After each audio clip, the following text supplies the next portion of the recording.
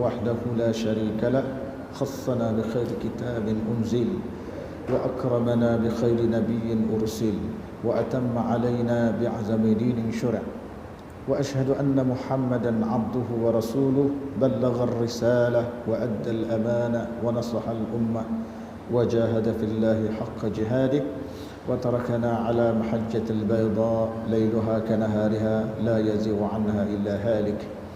والصلاة والسلام الأتمان الأكملان على حبيبنا وشفيعنا وذخرنا ومولانا محمد وعلى آله وأصحابه ومن اهتدى بهديه واستنى بسنته واقتدى بتعاليمه إلى يوم الحشر والجزاء. أما بعد، إن أريد إلا الإصلاح ما استطعت وما توفيقي إلا بالله عليه توكلت وإليه أنيب ولا حول ولا قوة إلا بالله العلي العظيم.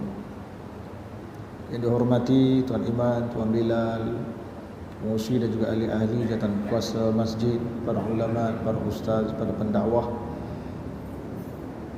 muslimin, muslimat, ahli-ahli jamaah sekalian, dan tidak lupa rakan-rakan media yang membuat penggambaran pada malam ini.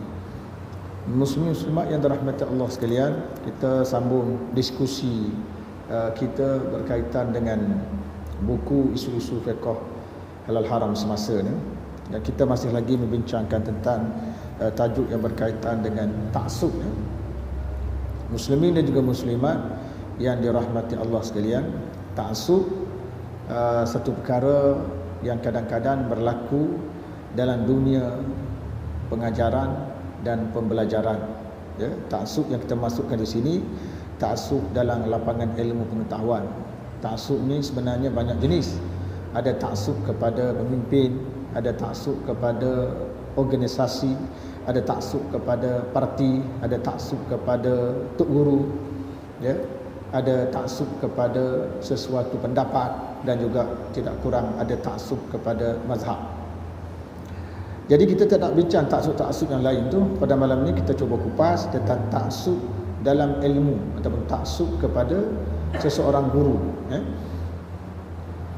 Muslimin muslimat yang dirahmati Allah sekalian, sebelum kita bincang tentang taksub ni, suka saya nyatakan tuan-tuan, seperti mana yang telah kita jelaskan sebelum ini, bahawa apabila kita belajar, ya, maka kita tidak perlukan kepada guru. Kerana guru akan membimbing kita dan memastikan bahawa kita belajar dengan cara yang betul. Kerana Allah Ta'ala menyatakan dalam firman-Nya, fas'alu ahla zikri in kuntum la ta'lamun. Hendaklah kamu bertanya kepada orang berilmu sekiranya kamu tidak tahu.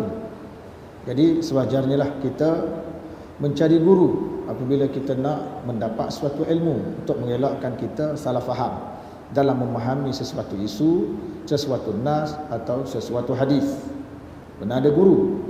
Yang kedua tuan-tuan, bila ada guru, biasanya ada penghormatan terhadap guru. Maka memanglah anak murid kena hormat kepada tok guru. Itu perkara biasa, ya? Maknanya anak murid tidak boleh menunjukkan sifat kurang ajar lah daripada tok guru tu. Kerana terdapat hadis yang sahih, yang menyatakan laisa minna man lam yuwaqqir saghirana man la yarham saghirana wa lam yuwaqqir kabirana wa lam ya'rif li'alimina haqqan. Bukan termasuk dalam kalangan kita orang yang tidak tahu menunjukkan belas kasihan kepada kanak-kanak kecil, orang yang tidak tahu menghormati orang-orang tua, dan orang yang tidak menghormati, tidak tahu hak-hak para ulama. Artinya di situ tuan-tuan, ada kita katakan sebagai murid ni dia kena hormat untuk guru. Yang ketiga, dalam belajar dan mengajar ini tuan-tuan, dia kena ada komitmen. Komitmen atau disebut sebagai istiqamah. Biasanya anak murid akan pegang pendapat-pendapat tok guru itu, dan itu perkara biasa, ya. Jadi tiga perkara ini tuan-tuan, perkara biasa dan lumrah dalam menuntut ilmu. Cuma yang kita nak bincang pada malam ni ialah ta'assub. Jadi ta'assub tu tuan-tuan macam sekalian, kadang-kadang dia membabitkan khilaf ulama, tapi berlaku ta'assub. Yang kedua, ta'assub membabitkan satu pendapat yang memang tidak betul. Pendapat tu tak betul, tapi kita pertahankan pendapat itu. Itu namanya ta'assub. Maka dengan lain perkataan, ta'assub kita akan fokus ta'assub pada dua benda tu saja. Ibn Abdul Bar melaporkan Al-Qasim bin Muhammad, salah seorang ulama fiqh yang 7 di Madinah, pernah menyatakan, saya merasa takjub dengan kata-kata Umar bin Abdul Aziz. Saya tidak suka para sahabat tidak berselisih pendapat di dalam sesuatu isu ijtihad. Kerana jika mereka sepakat di atas satu-satu pendapat, sudah tentu orang ramai akan berada dalam kesempitan. Mereka adalah imam-imam yang diikuti oleh umat. Sekiranya seseorang berpegang dengan pendapat salah seorang daripada mereka, sudah tentu dia akan berada di dalam keluasan. Apa ni tuan-tuan? Ini kenyataan daripada seorang tokoh ulama dan pemimpin negara yang ulung, iaitu Umar bin Abdul Aziz, berkaitan dengan khilaf ulama.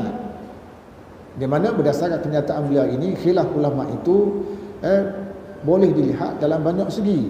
Salah satunya, khilaf ulama itu sebenarnya mendatangkan kebaikan kepada umat, kerana perbezaan pandangan ulama ini merujuk kepada perbezaan kepahaman dalam memahami sesuatu nas.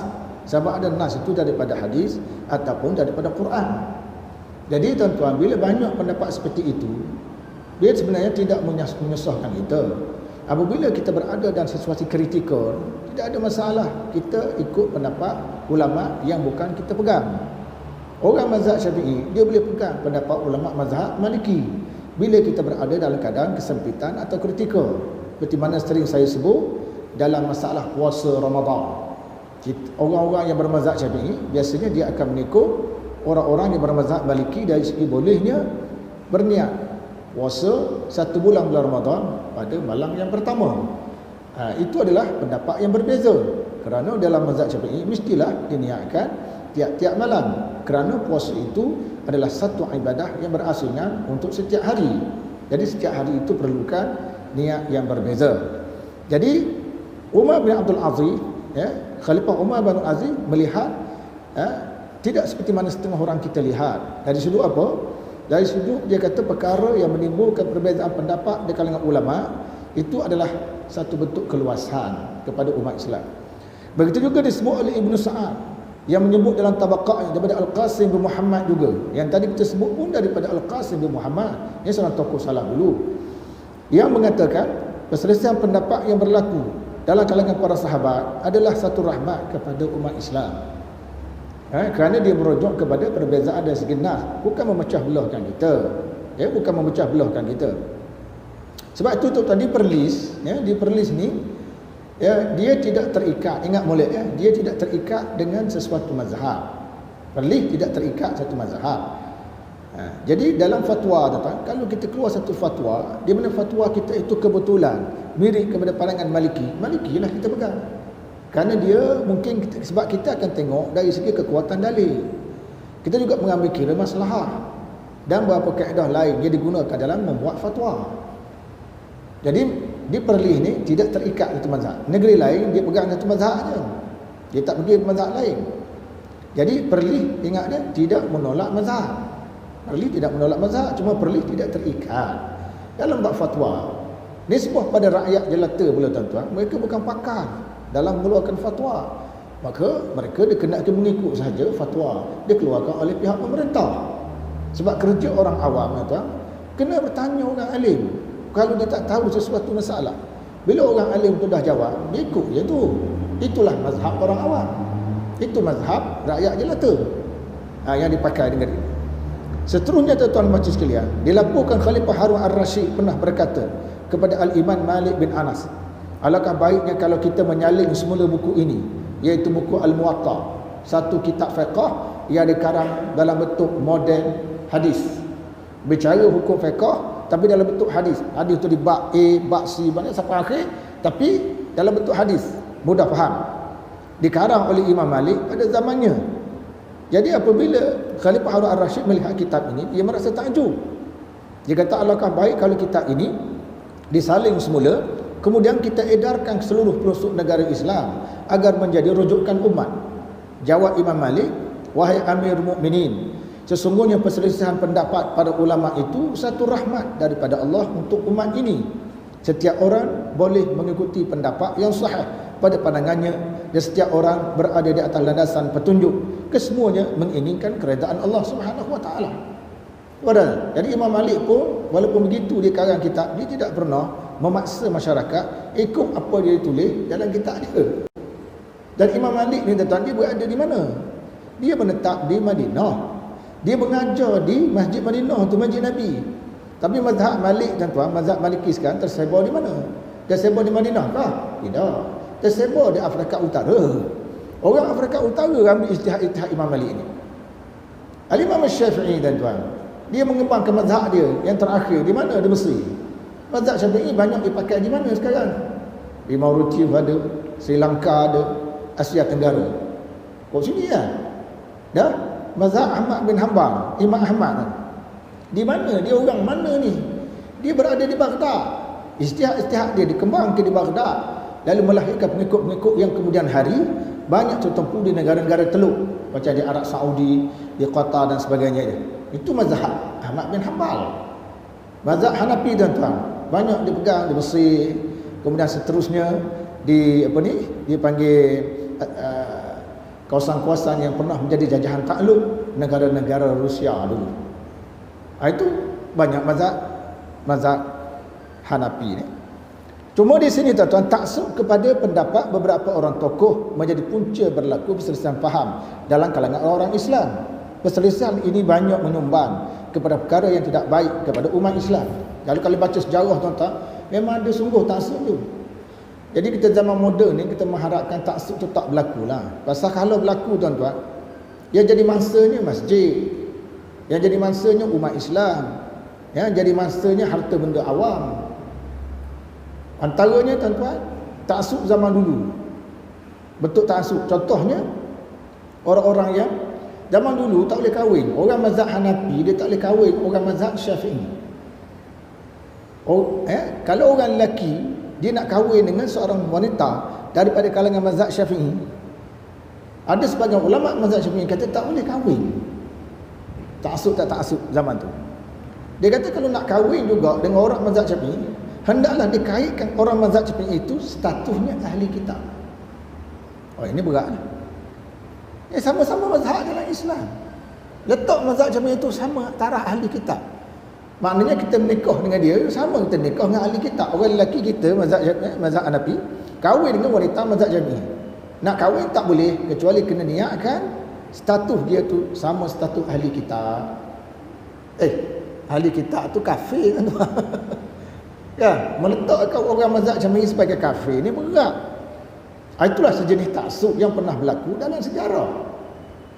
Jadi kita tak nak berlaku begitu.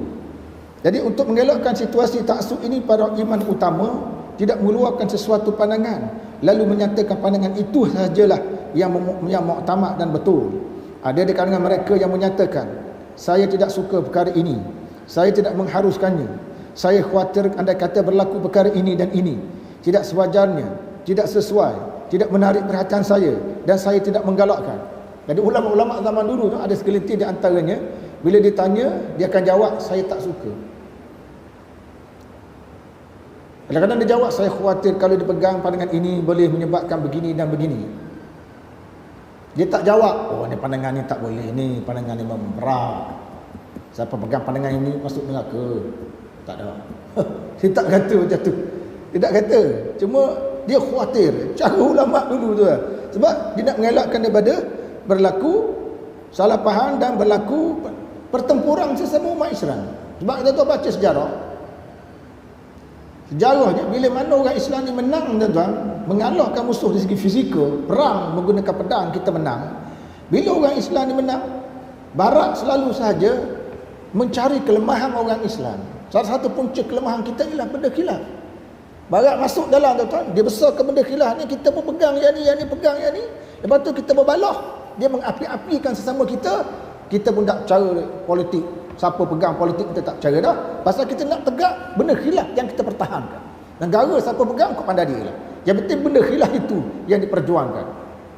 Bijak tak bijak penjajah tuan-tuan. Kita pun hanyut dengan benda-benda khilaf yang telah diselesaikan oleh ulama ratusan tahun dahulu, telah selesai dah. Tapi kita cuba mengapi-apikan, akhirnya kita pun tak tengok benda penting. Ekonomi negara siapa kuasa, politik negara siapa kuasa, tak tengok dah tu. Pasal kita duk main benda khilaf ni. Talqin boleh tak boleh, boleh tak boleh, benda tu dah selesai dah. Benda tu dah selesai ratusan tahun, kita pakailah tuan-tuan. Sekarang kita cari pendapat yang mana kita lihat lebih menepati ruh Quran dan Sunnah. Ruh Quran dan Sunnah. Contohnya talqin. Bagi sebagian ulama kata tak ada lah. Dari sudut dia lebih menepati ruh Quran dan Sunnah. Kerana dalil ni tidak kuat, dia pakai. Tak ada apa-apa dari sudut tu. Muslim-muslimat yang dirahmati Allah sekalian. Jadi saya suka sebut ini adalah sikap ulama dulu. Inilah yang dilakukan oleh Imam Ahmad bin Hanbal dan lain-lain tokoh apabila berhadapan dengan masalah-masalah ijtihad atau perkara yang tidak ada nas yang sahih daripada Alkitab dan juga As-Sunnah. Imam Ahmad bin Hanbal datang. Contoh dalam kitab Al-Insaf oleh Imam Al-Mardawi. Kitab besar Al-Insaf ni. Kitab ulama mazhab Hanbali. Dari kada rangkaian 4 orang ulama itu, bermula dari Imam Abu Hanifah, Imam Malik, Imam Syafi'i dan Imam Ahmad bin Hanbal. Imam yang akhir dari kategori 4 ni Imam Ahmad bin Hanbal. Imam Ahmad bin Hanbal tuan, dia tengok dah kelemahan-kelemahan yang berlaku pada pendapat Imam Abu Hanifah, pendapat Imam Malik, pendapat Imam Syafi'i. Maka oleh kerana itu Imam Ahmad bin Hanbal tuan, dia punya pendapat dia pelbagai. Kadang-kadang satu isu tu pendapat Imam Ahmad bin Hanbal tu sampai 4 pendapat. Sampai 4 pendapat. Disebut dalam kitab Al-Insaf. Kitab Insaf ni dianggap ensiklopedia kepada mazhab Hanbali. Ada berlaku dalam tu. Sebab dia mazhab yang kemudian jadi dia nampak dah kelemahan-kelemahan mazhab sebelumnya. Ini dalam mazhab Hanbali. Dan saya suka sebut tuan-tuan, di Perlis ini berdasarkan kepada putuskan dalam mesyuarat, mazhab walaupun Perlis mengatakan tidak terikat dengan mana-mana mazhab, tapi dari segi pelaksanaannya, saya sebut sebab ada soalan tanya ke Jabatan Mufti, maka Mufti jawab kebanyakan mazhab yang dipelajari di negeri Perlis ini ialah mazhab Hanbali.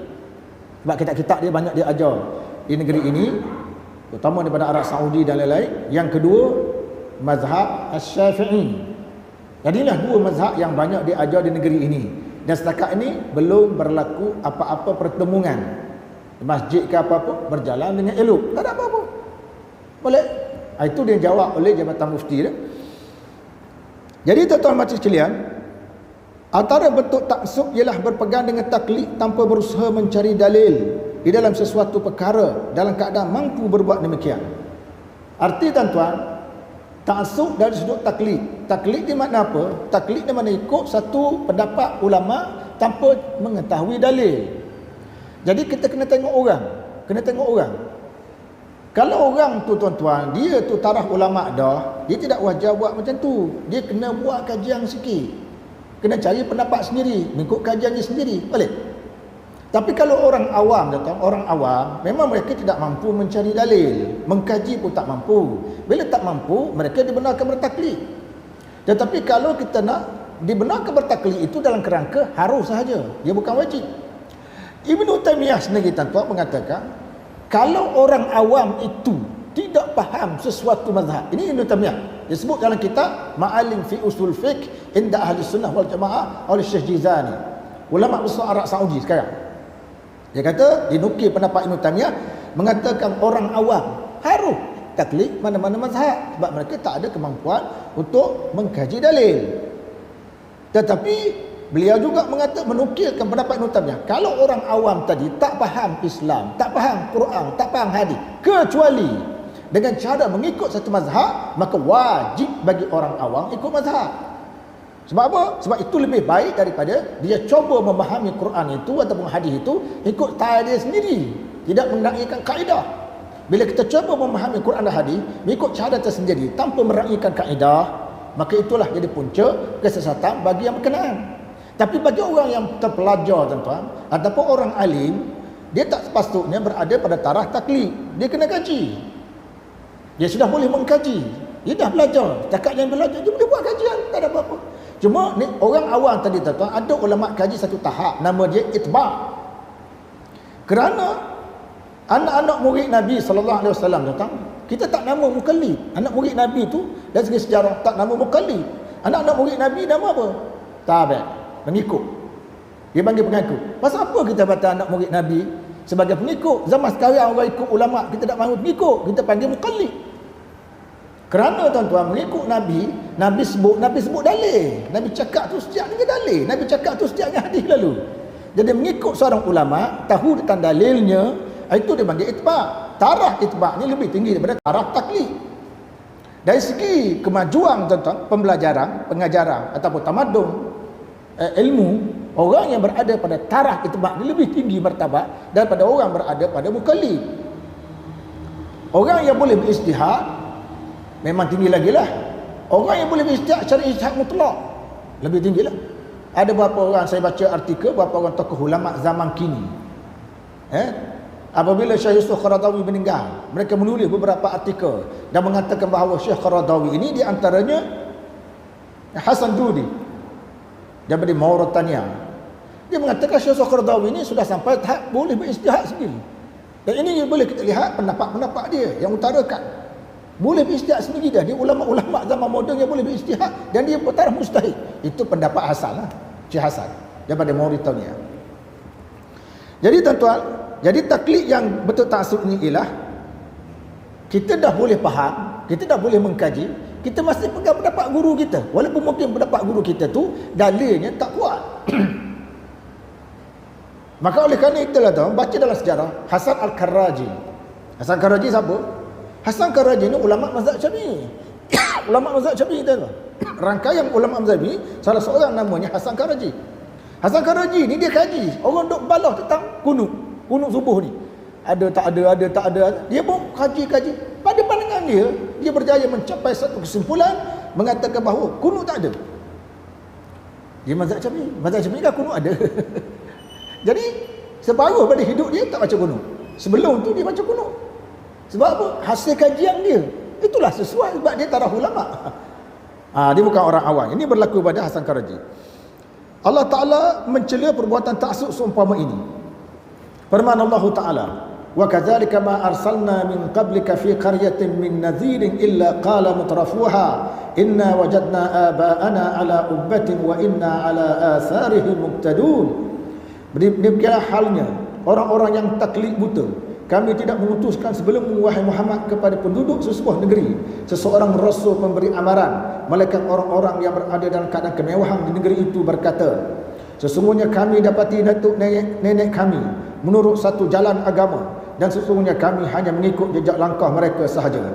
Dalam surah Az-Zukhruf ayat 23 tuan-tuan. Az-Zukhruf ayat 23. Ayat ini menceritakan tentang satu bentuk taklid buta dalam bentuk mengikut ajaran yang bercanggah dengan Islam. Apabila Nabi sebarkan dakwah, orang Arab Quraisy tak mau terima, dia kata kita ikut nenek moyang kita lah. Ni ajaran Nabi Muhammad bawa, ni ajaran baru. Ini mencanggah arus perdana.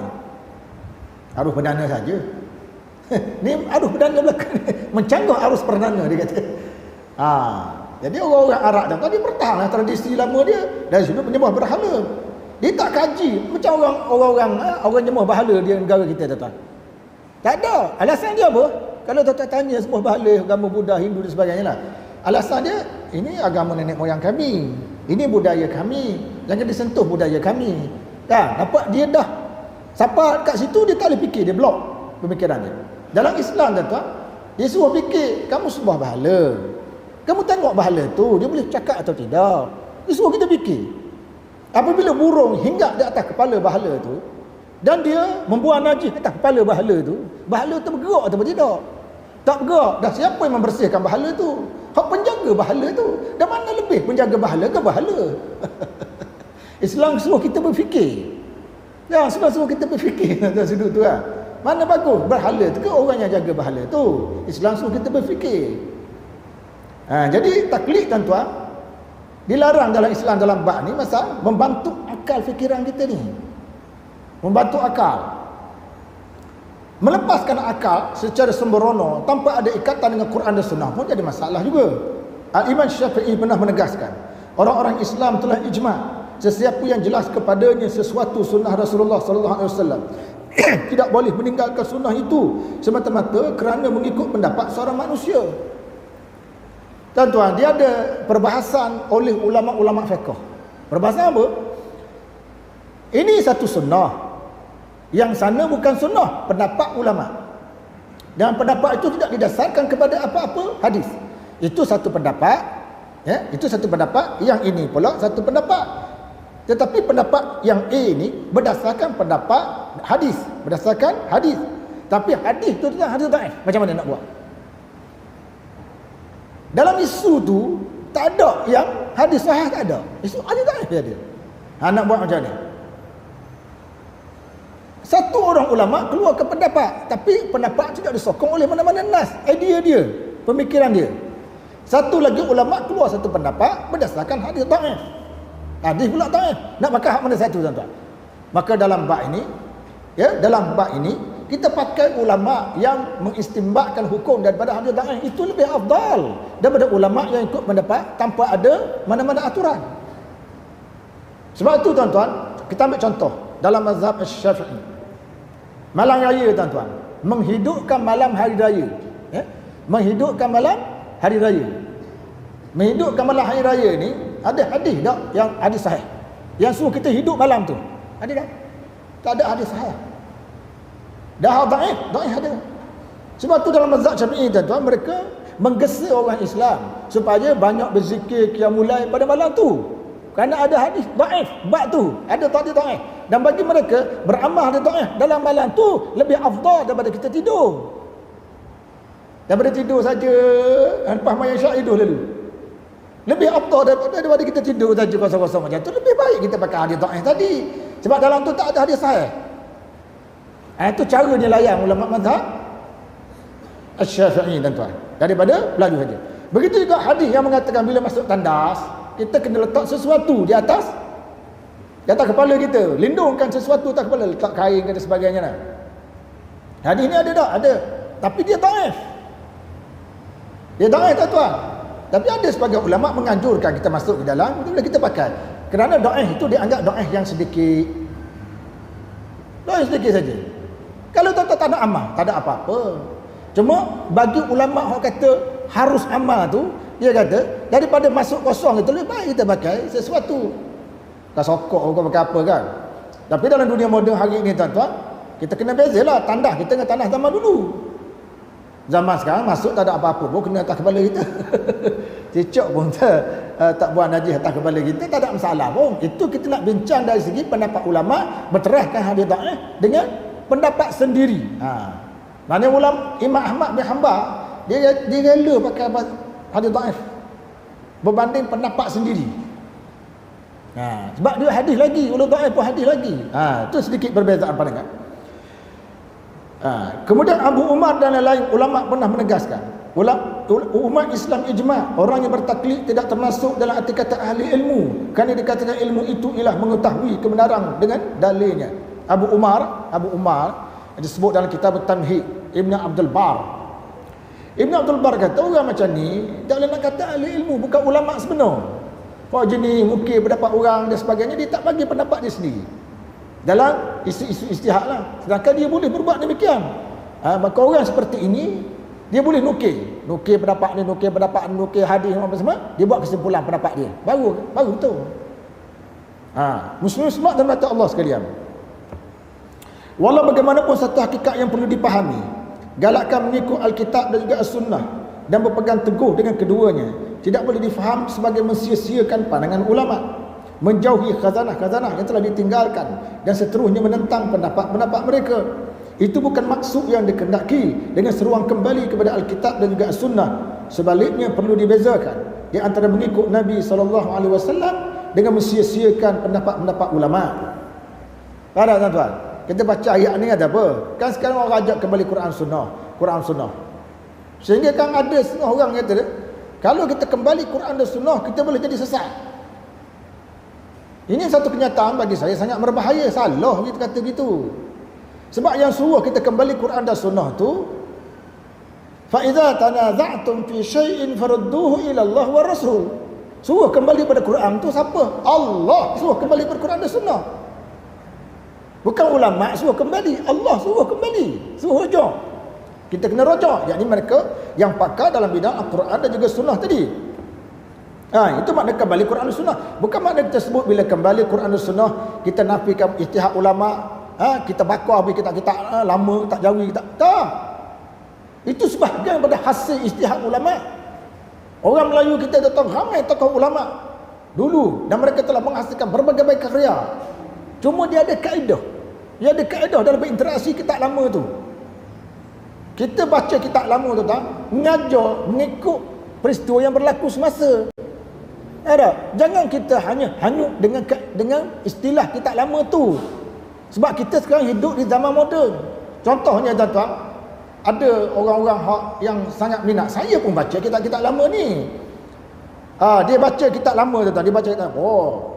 Dia sebut di situ antara orang yang boleh mengikut iman ialah seorang yang banci. Banci mana banci? Khunsa lah. Banci tu khunsa.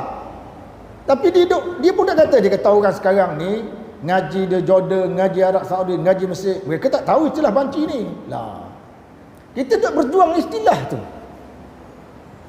Cakap ni kepada masyarakat, tuan-tuan, banci dimasukkan pengarang di sini ialah khunsa ataupun orang yang ada dua jantina. Maknyah ke? Senang cerita. Ni duk belakang orang. Dia orang tak tahu ni istilah ni. Dia orang dulu ngaji sekarang mana tahu istilah ni. Lah. Bukan kita nak kejar istilah tu. Masyarakat nak faham dengan benda yang berlaku. Istilah digunakan 300 tahun dulu dan masih digunakan di beberapa tempat di Indonesia, tak apalah tu. Bukan kita marah istilah tu. Kita kata orang datang ni nak dengar. Orang datang ni orang Benceng berbagai agensi kerajaan. Dia nak dengar. Tiba-tiba kita ngajar style lama. Dia balik jadi bengong kawan tu. Tak faham. Tak selesai isu. Dia nak tahu semasa. Dia nak tahu isu semasa. Jadi sebab tu Syekh Qaradawi kata dalam berinteraksi kitab lama, pertama syarah ikut keadaan semasa. Yang kedua kena tahqiq balik kitab tu, sumber hadis sahih tak sahih. Yang ketiga kalau ada cerita-cerita, tengok sikit cerita tu betul ke tak betul. Itu menjadi kewajipan pada orang yang mengajar. Itu sebabnya cara kita berinteraksi kitab lama tu betul. Bukan kitab lama tu kitab suci. Satu-satu kitab suci kita Al-Quran. Itu cara berinteraksi. Jadi tuan-tuan, kalau kita mengajar, kita berbangga dengan istilah ini. Orang lain tak pandai belaka, saya seorang je pandai istilah ni. Sudahlah. Jangan begitu, dah lari daripada objektif. Lari objektif pengajaran. Orang datang masjid nak dengar ilmu. Bukan nak menunjukkan kehebatan ilmu dah. Kerja orang alim menjelaskan. Jadi boleh kita baca kitab lama. Kitab ni karang 300 tahun dahulu. Maka kita kena ringkaskan fatwa-fatwa yang sesuai 300 tahun dahulu, kena tengok balik. Syekh Daud Patani dalam kitab Matar Badran kata merokok boleh. Merokok dia kata boleh. Dalam Matar Badran. Tengok latar belakang kitab tu. Bila dia dikarang? Sekitar 300 tahun dahulu. Bagaimana orang Melayu dulu merokok? Apakah bentuk rokok moden? Rokok ada tembakau ke rokok daun saja? Tanpa ada tembakau. Itu orang Melayu kita punya merokok zaman tu. Maka beliau mengatakan merokok tu haram. Rokok macam tu. Ada pun rokok zaman sekarang tuan, rokok moden.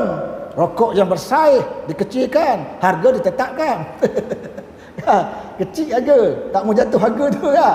Lepas tu dia ada pula sekarang ni vape, ganti rokok tu vape. Ni kalau Syekh Daud Patani muncul zaman kita, apa dia tengok ni vape ni ke benda ni. Sudah tentu tidak mustahil ditarik balik fatwa-fatwa dia. Ini cara berinteraksi kitab lama, khazanah orang ulama Melayu sangat berharga, tapi kita kena pandailah. Kita kena pandai. Sebab tu tuan-tuan, saya dah sebut dulu, bila saya membentang satu kertas tuan-tuan, saya bentang satu kertas tentang isu pindah agama.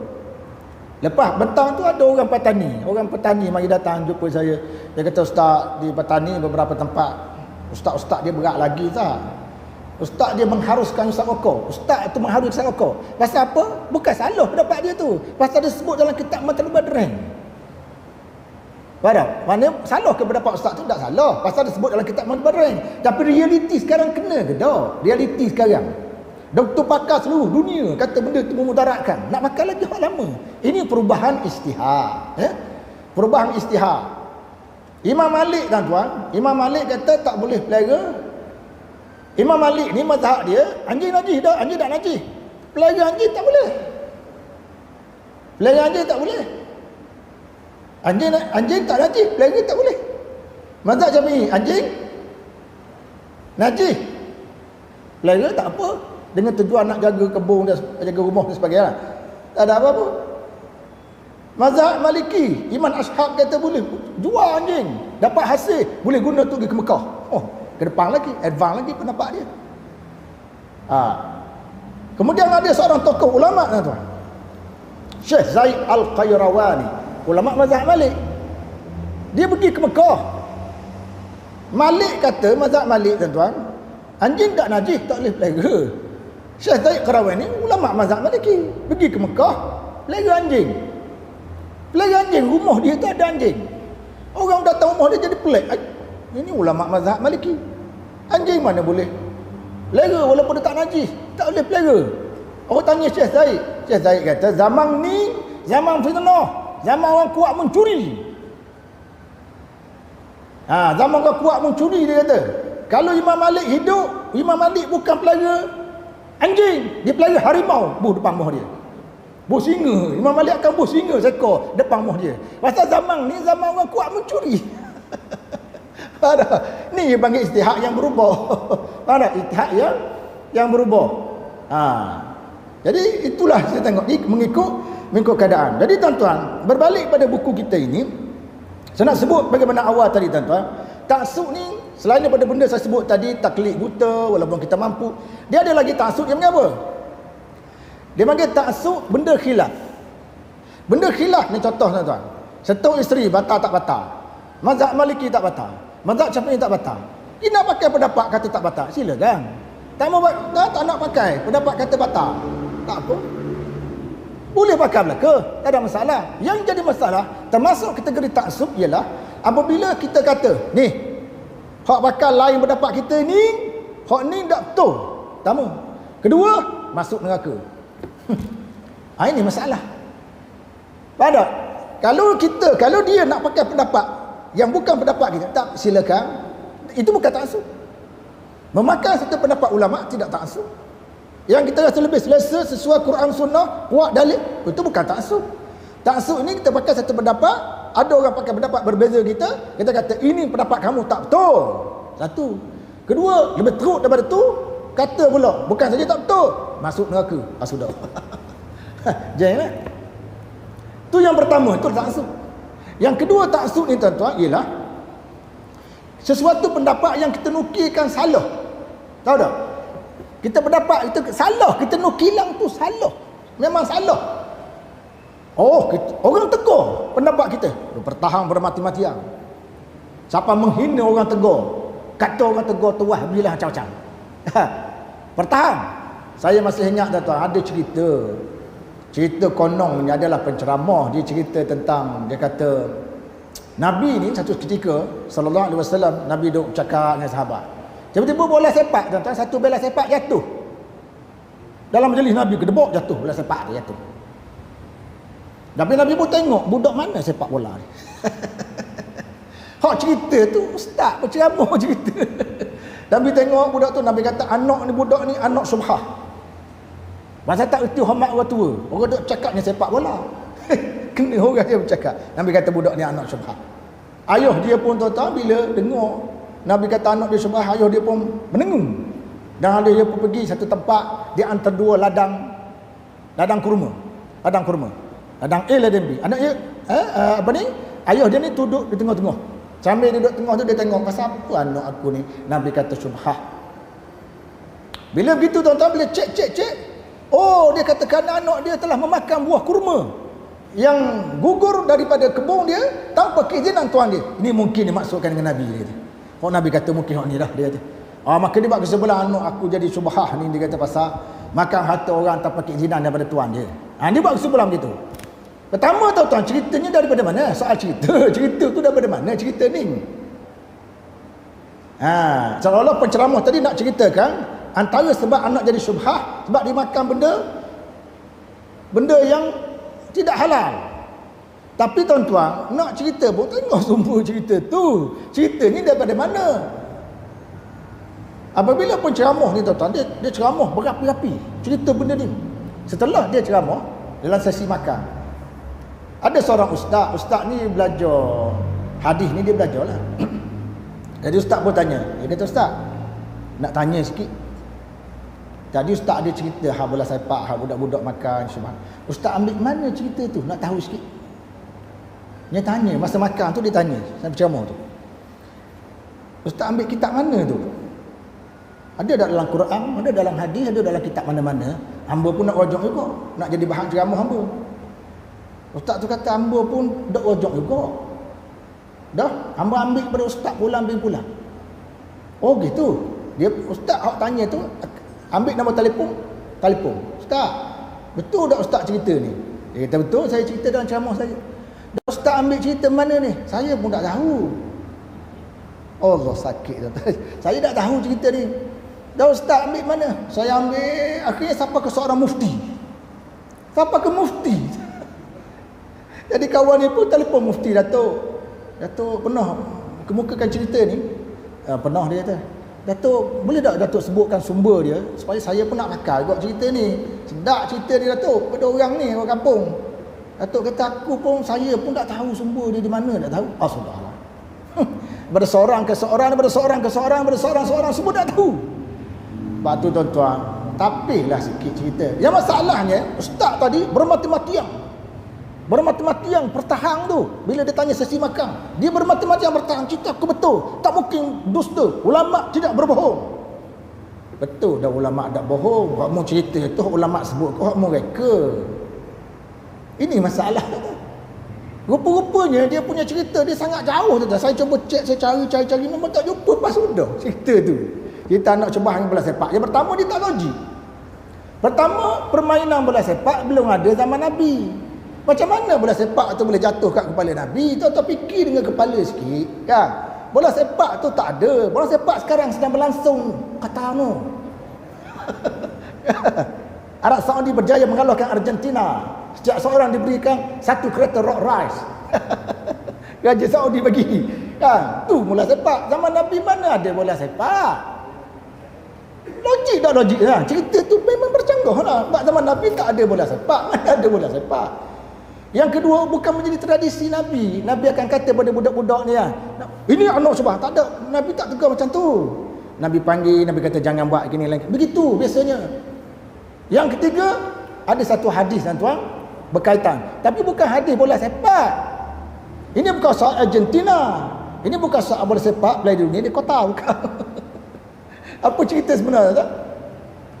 Cerita seorang budak. Ini cerita dalam hadis yang sahih lah. Cerita seorang budak yang mana ulama mazhab Syafi'i dan mazhab lain pegang cerita tu. Budak ni tuan-tuan, dia selalu membaling. Dia ambil anak batu, dia baling buah-buah kurma di kebun orang. Jatuh buah kurma tu, dia ambil, dia makan. Itu cerita asalnya. Dan ini sanad sahih lah. Ini betulnya. Dia baling, jatuh, dia pun ambil buah tu makan. Orang kampung mengadu kepada Nabi. Budak ni membaling buah kurma orang kampung. Jadi bila mengadu pada Nabi tuan-tuan, Nabi panggil budak tu. Dan Nabi tak kata apa pada budak tu, kamu anak sebah tak? Nabi tanya, pasal apa kamu baling buah kurma tu? Nabi tanya, kan lain cerita sebenar tu. Nabi tanya, pasal apa baling? Dia kata, saya lapar wahai Rasulullah, saya tak ada makanan, saya tak ada apa nak dibuat, saya terpaksa baling lah untuk dapatkan sedikit buah daripada pokok tu. Tapi tak banyak, sebiji dua je jatuhnya. Pasal pokok kurma tu tinggi-tinggi macam pokok kelapa tuan-tuan. Kita baling, budak-budak baling, budak sampai tak kena, kita orang tua terpelenyok tangan ni kalau baling. Kan, terkena tangan jatuh dah sebiji dua. Jadi budak saya ambil, saya makan sebab saya lapar. Bukan saya nak sangat baling buah kurma orang ni, bukan saya kerja saya baling-baling, bukan, kerana saya lapar. Memang zaman tu kan, zaman makanan pun serba ada. Nabi ajar budak tu, Nabi kata lain kali kalau kamu lapar, jangan kamu baling. Kamu makan buah-buah yang jatuh, yang mana tuan-tuan ni dah nak dah, masih baik, sesuai, kamu ambil, kamu makan. Daripada sini ulama membuat kesimpulan. Antara disebut dalam kitab Fiqhul Manhaji dan juga disebut dalam kitab Al-Mu'tamad fil Fiqh Syafi'i. Tahu tak, mana-mana buah tuan-tuan yang jatuh, tahu tak, buah-buah di tanah orang kampung jatuh tu, yang mana buah tu tidak ada nilai menurut uruf orang kampung. Kalau kebetulan kita lalu, boleh tak kita ambil buah tu? Boleh. Sebab kita tahu dah, tuan rumah ni dia halal berhalal dengan pokok mempelang. Tahu tak, dahan dia tu masuk ke luar orang. Lebat bukan main, kita lalu. Kalau meleknya tuan rumah tulislah, sesiapa yang lalu sila ambil buah mempelang. Satu sahaja seorang.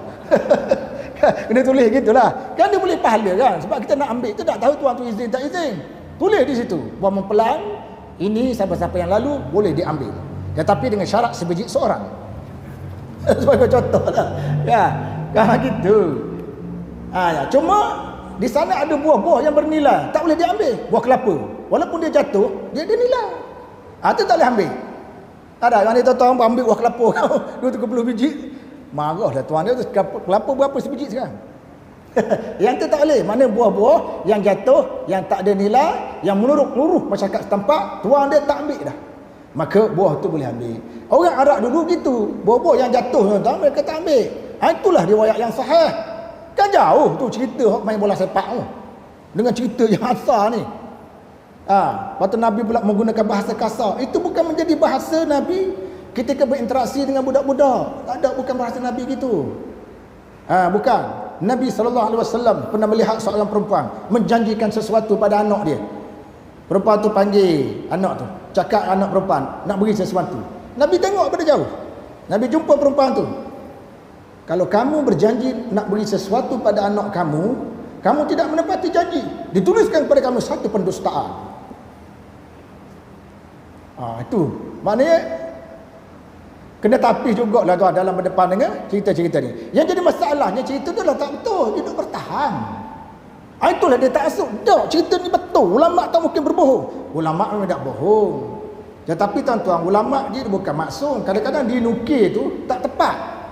Lain cerita asal, lain cerita macam cerita Sayyidina Umar merejam merotang anak dia sampai mati. Sanad itu disebut dalam kitab Jauhar Mauhud, kitab Jawi. Yang kitab Jawi tu Jauhar Mauhud, Syekh Wah Muhammad Al-Kelantan, dia panggil Wah Muhammad Ali Kutan, sebut dalam kitab tu. Tapi kalau kita tengok sanad tu tuan-tuan, dia sanad tak sahih lah. Kerana Sayyidina Umar radhiyallahu anhu tidak pernah merotang mana-mana anak dalam sejarah hidup dia sampai mati. Ada yang dia rotang disebut dalam Tabaqat Ibnu Sa'ad. Dalam Tabaqat Ibnu Sa'ad ada anak Umar Al-Khattab, nama dia Abdul Rahman. Masih isyarat?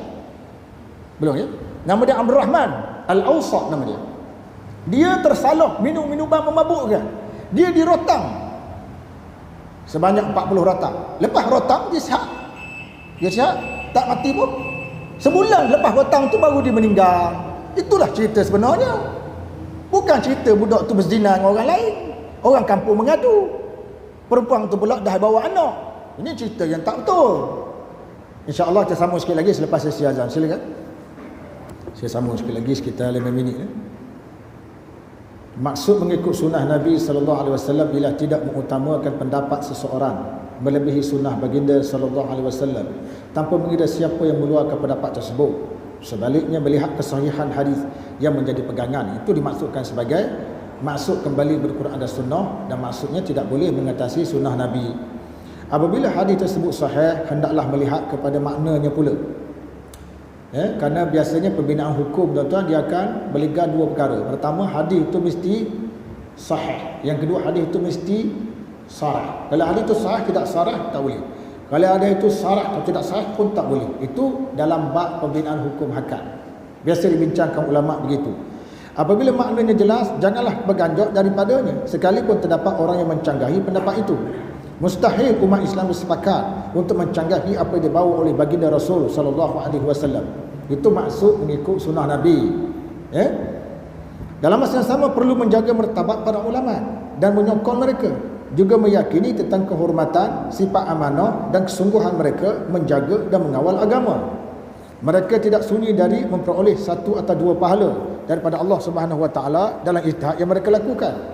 Mana ulama ni tuan-tuan, walaupun dia ijtihad pendapat dia tu salah, dia masih dapat pahala. Dia berijtihad pendapat dia salah, pahala dari segi dia cuba membuat kajian, buka kitab siang malam, cekam mata, tengok isu, tiba-tiba keluar salah, ditolak oleh ulama-ulama lain. Walaupun dia salah, dia tetap mendapat pahala. Dan ini berbeza dengan orang awam. Salah kita tuan-tuan, salah berdasarkan kepada teka-teki biasa kita, bukan berdasarkan pada ilmu. Ini jelas perbezaan antara bertaklid pada orang alim pada setiap apa yang perkatakannya dengan menggunakan kepahamannya dan menyelami cahaya ilmunya. Jadi saya tengok tuan-tuan, Syekh Qardawi kata dia ada dua jenis taklid. Satu taklid pada orang tu, apa saja tok guru tu kata kita ikut. Satu orang dia taklid kepada Pasal apa Tok Guru tu kata gitu? Dia lain tu. Tadi dia taklid, apa kata Tok Guru, dia ikut belaka. Dia kira A to Z, dia ikut belaka. Yang kedua ni, dia tanya, pasal apa Ustaz ni kata gini? Apa alasan dia? Hak mana sesuai, dia pegang. Hak mana tak sesuai, minta maaf, hamba tak pegang. Taklid dua cara macam tu. Sebab tu Syekh Sokratawi kata, kita sepatutnya kena tengok kajian yang dibuat oleh ulama dulu. Jangan tengok ulama dulu kata boleh. Jangan tengok kata boleh saja. Sebab apa dia kata boleh? Nak tengok juga lepas tu. Sebab apa ulama dulu tu kata boleh? Kena tengok. Dan kenapa dia kata boleh dalam situasi zaman tu? Apa hadis yang dia pakai? Ini dipanggil proses pembelajaran yang agak tinggi. Ini yang akan menyelamatkan kita daripada salah dan boleh mempertingkatkan iman kita. Orang yang pertama mengambil kata-kata orang alim tanpa meminta dalil daripada kitab dan juga sunnah, bahkan menjadikannya tidak ubah bagaikan tali yang membelenggu tengkoknya. Kerana itu dia dinamakan sebagai orang yang bertaklid. Dan ini berbeza sama sekali dengan menggunakan kepahaman orang alim dan cahaya ilmunya untuk sampai kepada Rasulullah SAW. Tuan, kita bincang ni tuan, kena faham ni. Hak kita bincang ni orang belajar. Nisbah orang kampung tuan-tuan, nisbah orang kampung yang memang tak tahu apa. Kadang-kadang dia orang datang jabat mufti dan tadi nak tanya satu hukum, dia nak tahu jawapan A, B ni. Dalil pun tak mendengar kampung ni. Dia mari tak, boleh tak? Buat begini dan begini. Dia tanya gitu orang kampung. Kita kata boleh. Ada apa? Pakai selipar? Tu. Dia nak tahu boleh tak boleh? Tu tanda orang kampung. Kita tuan-tuan, masjid kita ni, kita nak jadikan masjid seluruh negeri Perlis ni mengikut hasrat Datuk Mufti sebagai universiti ummah, tempat kita belajar. Walaupun tuan-tuan tak sempat belajar kerana kita bekerja kerajaan, sekarang kita dah pencen, kita ada peluang untuk belajar masjid kita. Maka berbagai ceramah, kuliah, ilmu kita diajar supaya mencelitkan masyarakat tentang ilmu. Itu hasrat kita nak jadikan masjid-masjid di negeri Perlis sebagai universiti ummah. Tu matlamat kita. Sebab tu kita ngajar tuan-tuan, kita tak boleh ngajar style orang kampung, ngajar tak, kita nak hurai sikit, sentuh hewan semasa sikit supaya orang celik. Orang nampak apa yang berlaku dalam masyarakat kita. Kalau tidak, kita suku, masyarakat suku. Kita duk cakap tentang riba. Kita duk cakap tentang jual beli. Jual beli kaedah moden lagu mana? Jual beli, orang sekarang jual beli banyak guna Shopee. Kita duk baca kitab lama, boleh berjual beli. Apabila berjual beli, hendaklah menyebut aku jual, yang sana kata aku beli. Contoh. Shopee mana sebut aku jual? Pakai seng. Itu kaedah-kaedah moden dalam jual beli sekarang. Macam mana tu? Kaedah wakaf sekarang. Dulu jarang ulama cakap wakaf tunai. Sekarang masjid nak baiki masjid belakang ni, kita buat tabung. Saya pun buat tabung masjid saya. Ajak masyarakat tabung wakaf tunai. Ulama dulu jarang membicarakan wakaf tunai. Wakaf ni merujuk pada benda yang bersifat kekal, yang boleh digunakan untuk jangka masa yang panjang. Sekarang ni orang bagi duit tunai, ambil duit tunai untuk manfaat masjid. Ini adalah isu semasa yang dibincangkan sekarang. Lepas tu tuan-tuan, bank-bank sekarang banyak. Hong Leong Bank, Public Bank, CIMB Bank, semua dah ada. CIMB Islamic Bank, RSB Islamic belaka. Dan macam mana dia punya operasi dia? Tu yang kita nak tahu. Setengah orang awam tu, ini Islamic beres semua. Sebut Islamic je beres lalu. Kan? Kalau kita tahap lebih tinggi sikit, kita kaji sikit, okey, operasi dia macam mana? Kita banding sikit dia punya operasi dia, macam-macam status bank Islam, dan sebagainya. Dan akhir sekali tuan-tuan macam sekalian, berhubung dengan orang yang menyuruh ke arah menghapuskan mazhab dan ingin membawa orang ramai di atas landasan ijtihad baru, kemudian mencela aliran fiqh sedia ada, imam-imam mereka atau sebahagian daripada mereka. Uslub cara ini adalah uslub yang kasar dan perlu dihentikan segera. Begitu juga dengan perbuatan menyesatkan orang ramai dan memecah belahkan perpaduan mereka pada waktu kita sangat-sangat berhajat kepada penyatuan kalimah dalam menghadapi cabaran getih yang datang daripada musuh-musuh Islam. Perlu dijauhi kerana tidak ada sebarang faedah berbuat demikian. Cuma tuan-tuan, saya baca, kadang-kadang kita baca kitab ni ada kok satu orang individu, dua orang individu yang agak kasar sikit lah. Saya pernah baca itu kitab dia kata apa? Dia kata mazhab fiqh dia ada ini adalah berhala-berhala. Oh, ini kasar sangat tuan-tuan. Kita tak nak terikat mazhab dah apa, tapi jangan kata mazhab 4 yang ada tu sebagai berhala-berhala yang menghalang orang Islam daripada Quran dan Sunnah. Jangan begitu. Bahasa tu agak kasar, bahasa tu agak kasar. Dalam hidup ni tuan-tuan, sama ada kita bermazhab dengan satu mazhab, kalau tidak terikat dengan mazhab, kita tetap ada kaitan dengan mazhab. Percayalah tuan-tuan. Kita tetap ada kaitan dengan mazhab. Orang perempuan tuan-tuan, orang perempuan masa dia hidup tak nak tutup aurat, kita nasihat, tak nak tutup aurat. Bila dia mati, dia tutup atau tidak? Tutup kan? Boleh tak keluarga dia kata, sebagaimana dia hidup, begitulah ketika dia mati, kita tidak mahu menutup auratnya. Ada tak? Boleh tak? Ada berlaku itu tu imam masjid bagi minta maaf tuan-tuan sekalian, si mati ni dah pesan. Dia kata masa dia hidup itu tak menutup aurat. Waktu dia menentang orang tegur dia tu. Sekarang ni dia mati dah, jangan tutuplah aurat dia. Dia tanam gitu je lah. Boleh? Tak ada tuan-tuan. Masing-masing marah keluarga tu. Walaupun dia moden ni, sekular pun marah. Tutup. Kapan? Oh, kemang lagi. Masa dia hidup, kita suruh tutup, dibantah. Ini kebebasan. Aduh. Ya, bila mati, kita nak tanam macam dia nak tu, tak boleh. Kena ikut hukum Islam, hukum Islam. Anda pula buat hukum Islam. Ya, masa hidup tak boleh ikut Islam. Masa mati nak Islam. Banyak cantik. Inilah tuan-tuan macam sikit sebanyak dia saya kupas.